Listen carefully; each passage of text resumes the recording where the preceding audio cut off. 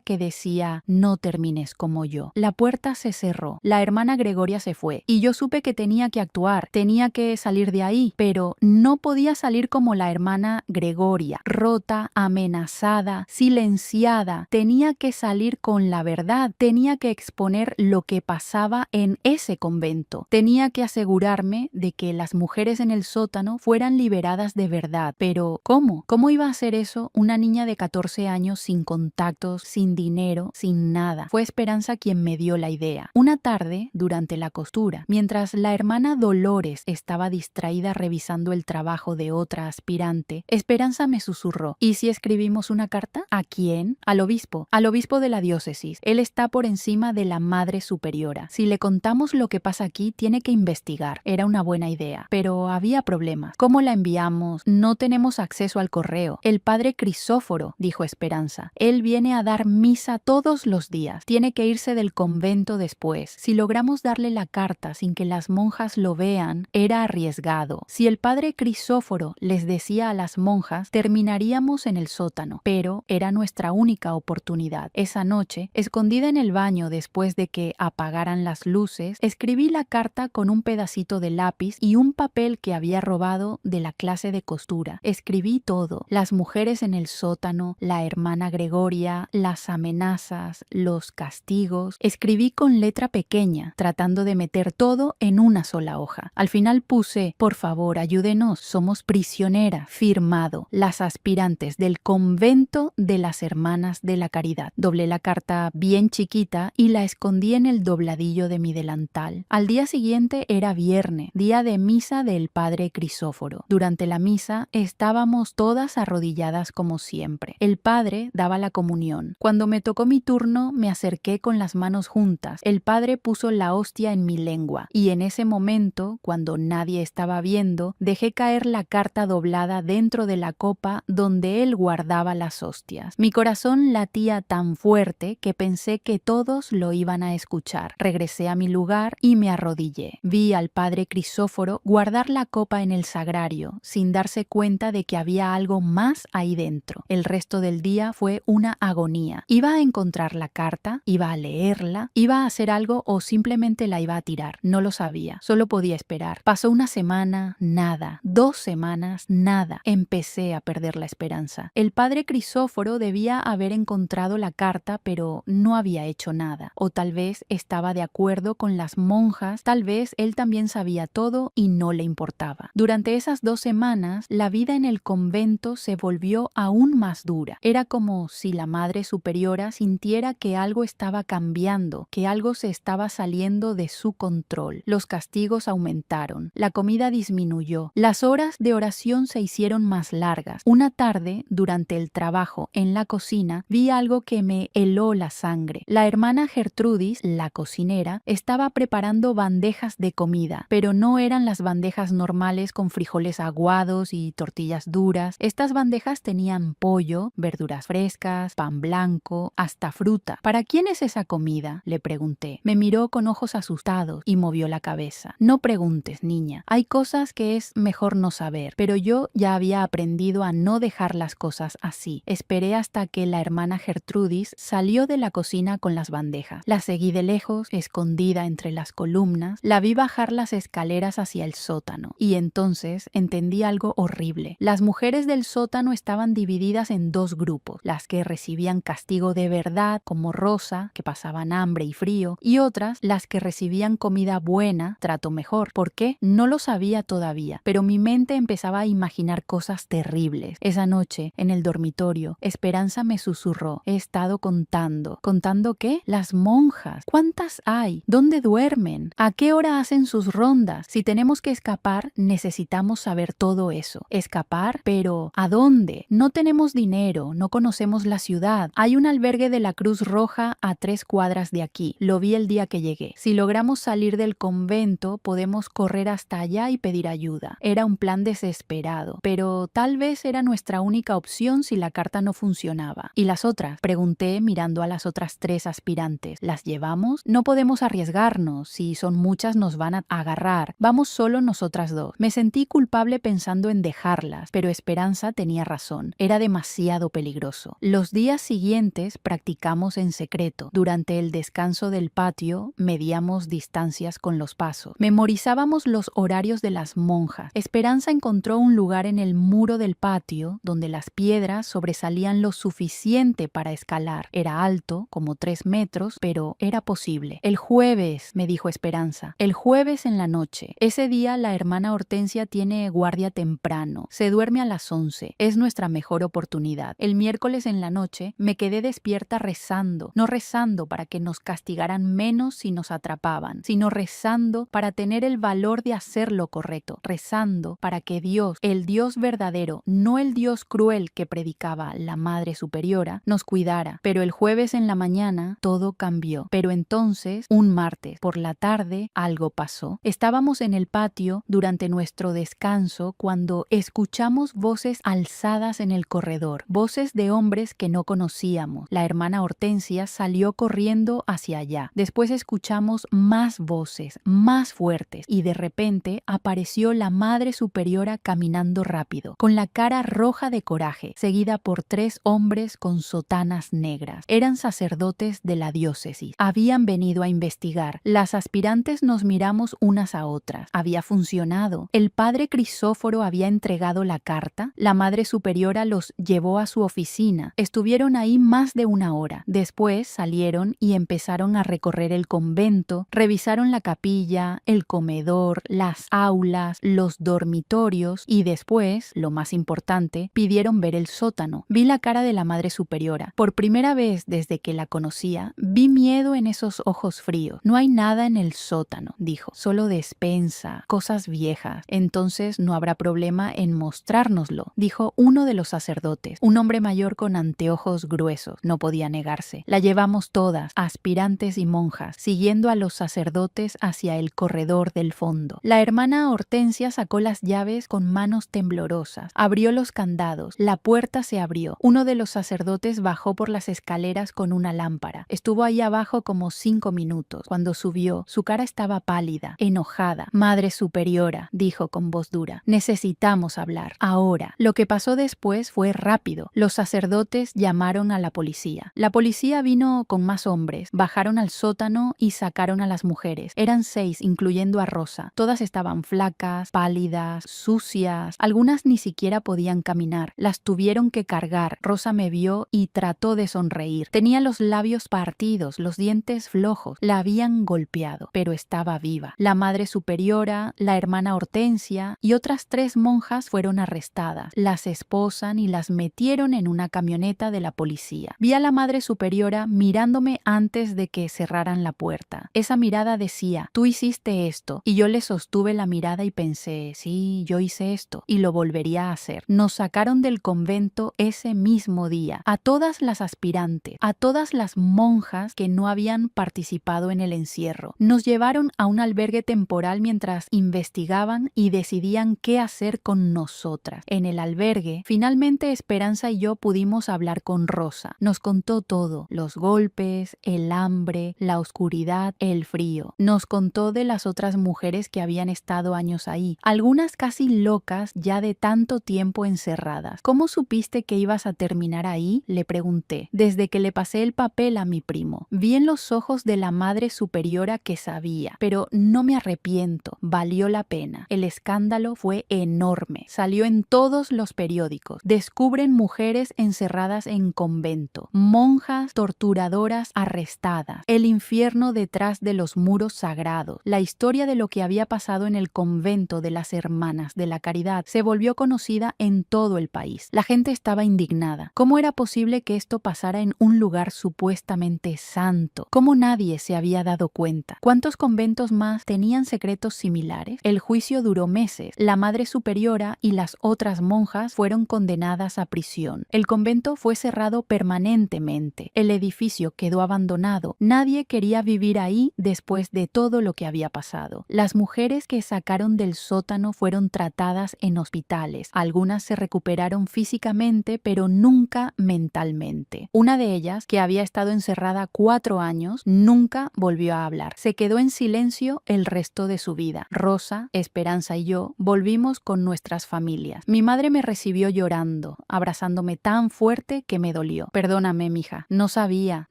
que ese lugar era así. No es tu culpa, mamá. Mi padre estaba avergonzado. Él había sido quien más había insistido en que entrara al convento, pensando que era lo mejor. Ahora se daba cuenta de que casi me había perdido, pero yo había cambiado. Ya no era la niña inocente que creía ciegamente en las instituciones religiosas. Había aprendido que el mal puede esconderse en los lugares más sagrados, que las personas más piadosas pueden ser las más crueles, que uno tiene que cuestionar, investigar, no aceptar todo porque te lo digan con voz de autoridad. Pasaron los años. Volví a la escuela, esta vez de verdad. Estudié, me gradué, fui a la universidad, me volví maestra y después activista. Dediqué mi vida a exponer abusos en instituciones religiosas, a ayudar a otras mujeres que habían pasado por experiencias similares. Me casé a los 25 con un hombre bueno, un periodista que había cubierto el caso del convento y que me había ayudado a sanar. Tuvimos 3 hijos. Los criamos en la fe, sí, pero también en el pensamiento crítico. Les enseñamos a cuestionar, a no aceptar todo ciegamente, a defender a los débiles. Rosa se volvió abogada. Se especializó en casos de abuso institucional. Ha ganado docenas de casos contra conventos, orfanatos, escuelas religiosas donde había abusos. Es una guerrera. Esperanza se volvió psicóloga. Trabaja con sobrevivientes de trauma religioso. Ha ayudado a cientos de personas a reconstruir sus vidas después de experiencias como las nuestras. Las 3 seguimos siendo amigas hasta el día de hoy. Nos reunimos una vez al año, en el aniversario del día que salimos del convento, y siempre visitamos el edificio abandonado. No para recordar el trauma, sino para recordar nuestra fuerza, para recordar que 3 niñas asustadas tuvieron el valor de enfrentarse a un sistema poderoso y ganaron. Cada año, cuando visitamos el edificio abandonado, llevamos flores. No flores bonitas, no rosas ni lirios, llevamos flores silvestres, esas que crecen en las grietas del cemento, esas que sobreviven sin nadie que las cuide, porque eso fuimos nosotras. Flores silvestres creciendo en el concreto de un lugar que solo quería aplastarnos. El convento sigue ahí, pero la naturaleza lo está reclamando. Las enredaderas trepan por las paredes, las raíces de los árboles rompen el pavimento, los pájaros anidan en las ventanas rotas. Es como si la tierra misma estuviera borrando la memoria de ese lugar, devolviéndolo a algo natural, algo sin maldad. Los años me han enseñado muchas cosas. Mijos, me enseñaron que el perdón es complicado. Mucha gente me pregunta, ¿ya perdonaste a la Madre Superiora? ¿Ya perdonaste a las monjas? Y mi respuesta siempre es la misma. El perdón no significa olvidar, no significa decir que lo que hicieron estuvo bien. El perdón significa soltar soltar el veneno para que no me siga envenenando a mí. La madre superiora murió en prisión después de 10 años. La hermana Hortensia cumplió su sentencia y salió, pero nadie quiso contratarla, nadie quiso tenerla cerca. Vivió sus últimos años sola, rechazada, exactamente como ella había rechazado a tantas mujeres que solo buscaban libertad. Siento lástima por ellas, a veces, porque entiendo que ellas también fueron víctimas de un sistema que les enseñó que la obediencia ciega era virtud, que el cuestionamiento era pecado, que controlar a otros era amor, pero el entender no excusa. Una puede ser víctima y victimaria al mismo tiempo, y ellas eligieron el camino de la crueldad cuando pudieron elegir la compasión. Mi trabajo como activista me ha llevado a conocer cientos de historias similares, no solo de conventos, sino de todas las instituciones donde el poder se concentra sin vigilancia. He conocido mujeres que fueron abusadas en escuelas religiosas, hombres que fueron golpeados en seminarios, niños que fueron explotados en orfanatos. Cada historia me parte el corazón, pero cada historia también me da fuerza, porque veo que no estoy sola, que lo que viví no fue un caso aislado, fue parte de un patrón, y los patrones se pueden romper. He dado charlas en universidades, en iglesias que sí quieren cambiar, en organizaciones de derechos humanos. Siempre cuento mi historia, siempre termino diciendo, la institución religiosa puede ser hermosa cuando es genuina, cuando realmente sirve al amor, a la compasión, a la justicia, pero cuando se vuelve sobre sí misma, cuando protege su imagen más que a sus miembros, cuando silencia a las víctimas para mantener su reputación, entonces se vuelve una herramienta del mal, no del bien. Mis hijos crecieron escuchando mi historia. Los crié en la fe católica, sí, pero una fe diferente, una fe que cuestiona, que piensa, que no acepta la autoridad solo porque dice ser autoridad. Una fe que pone a las personas antes que las instituciones. Mi hija mayor, que ahora tiene 48 años, es abogada de derechos humanos. Mi hijo del medio, de 45, es periodista investigativo especializado en casos de corrupción institucional. Mi hija menor, de 40, es trabajadora social en un refugio para mujeres. Los tres eligieron caminos diferentes, pero todos eligieron luchar por la justicia, y eso me llena de orgullo. También he aprendido que la sanación no es lineal. Hay días buenos y días malos. Todavía hay noches en que sueño con el convento, con los corredores oscuros, con la puerta del sótano. Todavía hay veces que el sonido de una campana me hace brincar. Todavía hay momentos en que veo a una monja en la calle y siento ese flash de miedo antiguo. Pero también hay días en que me siento en mi jardín, viendo a mis nietos jugar, y me maravillo de lo lejos que he llegado. De la niña asustada que entró al convento a los 14 años, a la mujer de 76 que ahora soy, una mujer que ha vivido, amado, luchado, ganado. El trauma no me define, pero me ha moldeado, me ha hecho más fuerte, más compasiva, más vigilante. Me ha enseñado a no confiar ciegamente, pero tampoco a vivir con miedo. Me ha enseñado que el mundo tiene oscuridad, pero también tiene luz, y que nosotros elegimos cuál alimentar. Rosa y Esperanza han sido mi ancla durante todos estos años. Cuando una de nosotras cae, las otras dos la levantan. Cuando una duda, las otras dos le recuerdan su fuerza. Somos hermanas de batalla, unidas no por la sangre, sino por el fuego que atravesamos juntas. Rosa nunca se casó. Dice que su vida está dedicada a la justicia, que no tiene tiempo para relaciones románticas, pero yo creo que el trauma del convento le hizo difícil confiar lo suficiente para amar, y eso me duele por ella. Pero la respeto, cada quien sana a su manera. Esperanza se casó y tuvo 2 hijos, pero su matrimonio terminó en divorcio después de 15 años. Su esposo no podía entender sus pesadillas, sus días malos, sus miedos irracionales. No todos pueden estar con alguien que ha atravesado un trauma así. Se necesita paciencia, comprensión, amor incondicional. Yo tuve suerte. Mi esposo Juan me entendió. Cuando despertaba en la noche gritando, él me abrazaba sin hacer preguntas. Cuando tenía días en que no podía salir de la cama, él cuidaba de los niños sin quejarse. Cuando necesitaba hablar de lo que viví, él escuchaba. Y cuando necesitaba silencio, él respetaba ese silencio. Lo extraño todos los días. Han pasado 5 años desde su muerte y todavía a veces veces me volteo para contarle algo y recuerdo que no está, pero estoy agradecida por los 45 años que tuvimos juntos. No todos tienen la suerte de encontrar un amor así. Uno de los proyectos de los que estoy más orgullosa es el refugio que ayudé a fundar hace 20 años. Es un lugar para mujeres que están escapando de situaciones de abuso, sea en sus hogares, en instituciones religiosas o en cualquier otro lugar. Les damos albergue temporal, ayuda legal, terapia,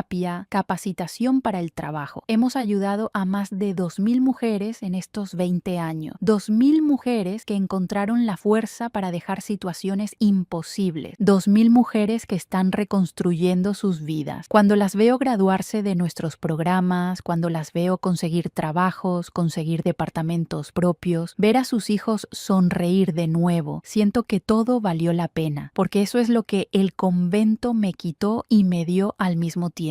Me quitó mi inocencia, mi fe ciega, mi sensación de seguridad, pero me dio propósito. Me dio la misión de asegurarme de que otras niñas no pasen por lo que yo pasé, y si tienen que pasar por ello, que sepan que hay un camino de salida, que hay gente dispuesta a ayudar. La Iglesia Católica ha cambiado en algunos aspectos desde los años 60. Hay más supervisión, más reglas, más transparencia, pero todavía no es suficiente. Todavía hay casos de abuso que se ocultan. Todavía hay víctimas que no son creídas. Todavía hay abusadores que son protegidos porque la reputación de la institución se considera más importante que la justicia para las víctimas. Por eso sigo luchando, por eso sigo hablando, por eso cuento mi historia una y otra vez, aunque a veces duele revivirla, porque mientras haya una sola niña encerrada en un sótano, mientras haya un solo niño abusado en un seminario, mientras haya una sola mujer silenciada en un convento, mi trabajo no ha terminado. Y no estoy sola en esta lucha. Hay miles de sobrevivientes en todo el mundo que están alzando sus voces. Hay periodistas que están investigando. Hay abogados que están demandando. Hay políticos que están cambiando leyes. Hay gente común que está diciendo ya basta, el movimiento está creciendo. Y aunque a veces da un paso atrás, en general avanzamos. Hay más conciencia ahora que hace 60 años. Hay más apoyo para las víctimas. Hay menos tolerancia para el abuso institucional. Pero no podemos detenernos. No podemos pensar que ya ganamos, porque el poder siempre busca formas de protegerse. Las instituciones siempre tratarán de sobrevivir, incluso a costa de los individuos. Y si no permanecemos vigilantes, los horrores del pasado pueden repetirse. Por eso les digo a ustedes, especialmente a los jóvenes que me están escuchando, cuestionen, siempre cuestionen. No acepten que algo está bien solo porque lo dice una autoridad. No crean que un lugar es seguro solo porque es religioso o respetado. Confíen en sus instintos. Si algo se siente mal, probablemente está mal. Y si conocen a alguien que está en una situación de abuso, crean, por favor, crean. Las víctimas necesitan ser creídas antes que cualquier otra cosa. No pregunten, ¿estás segura? No digan, pero es un hombre de Dios, no puede hacer eso. Solo crean y ayuden. He aprendido que sanar no significa olvidar. Mi tiempo en el convento es parte de mi historia, parte de quién soy. Las cicatrices siguen ahí, físicas y emocionales. Las rodillas que se me dañaron de tanto arrodillarme en el frío todavía me duelen cuando llueve. Los oídos que se me lastimaron con el sonido de la campana todavía son sensibles a ruidos fuertes. La espalda que se me torció de tanto trabajo pesado todavía me da problemas. Pero estas cicatrices no me debilitan, me recuerdan